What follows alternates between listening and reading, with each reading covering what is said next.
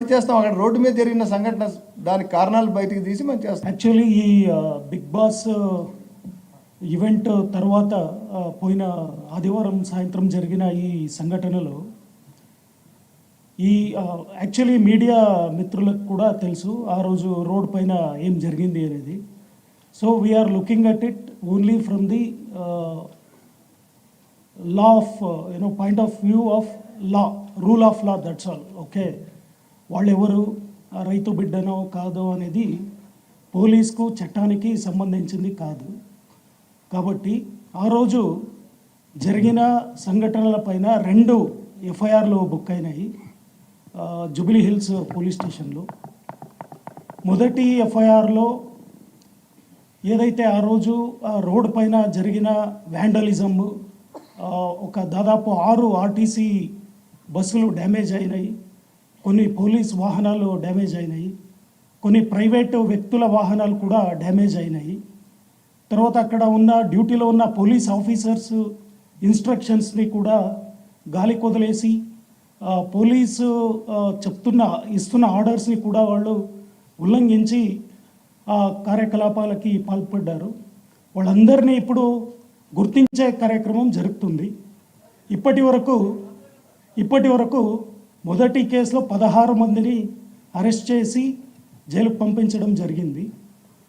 ఈ రెండో ఎఫ్ఐఆర్ ఏదైతే ఉందో దాంట్లో ఎవరైతే మెయిన్ పర్సన్ ఉన్నారో బిగ్ బాస్ గెలిచిన వ్యక్తి, తర్వాత ఆయన బ్రదర్, వాళ్ళిద్దరూ క్లియర్గా పోలీస్ ఈవెంట్ దగ్గర ఉన్న పోలీసు ఆల్రెడీ బయట అన్లాఫుల్ అసెంబ్లీ ఏదైతే ఉందో అక్కడికి వెళ్ళొద్దని క్లియర్ ఇన్స్ట్రక్షన్ ఇచ్చి వేరే రూట్ నుంచి పంపించేశారు. పంపించిన తర్వాత కూడా ఈ clearly violated police instructions and unauthorizedly he came back to the spot and thereby he provoked a lot of people there to indulge in further violence leading to uncontrollable situation. So దాన్ని బట్టి clear based on evidence we are taking strict action. ఇంకా ఎవరైతే అక్కడ those who have indulged in further violence, damaging property, causing inconvenience for hours together, lot of traffic was stopped, a lot of private persons were abused, heckled. So వాళ్ళందరినీ 1 by 1 identify చేసి ఇంకా ఎవరైతే involve అయ్యారో వాళ్ళందరిపైన కూడా చట్టపరమైన చర్యలు ఖచ్చితంగా దాంట్లో బిగ్ బాస్ ఆర్గనైజర్స్ ఉన్నారు సార్. మీరు నెక్స్ట్ ఫర్దర్ ఇన్వెస్టిగేషన్ చేసే దాంట్లో బిగ్ బాస్ ఆర్గనైజర్స్ని మీరు ఇన్వెస్టిగేషన్ చేస్తారా? వాళ్ళకి ఏదైనా నోటీస్ ఇచ్చి విచారిస్తారా? ఖచ్చితంగా చేస్తాం.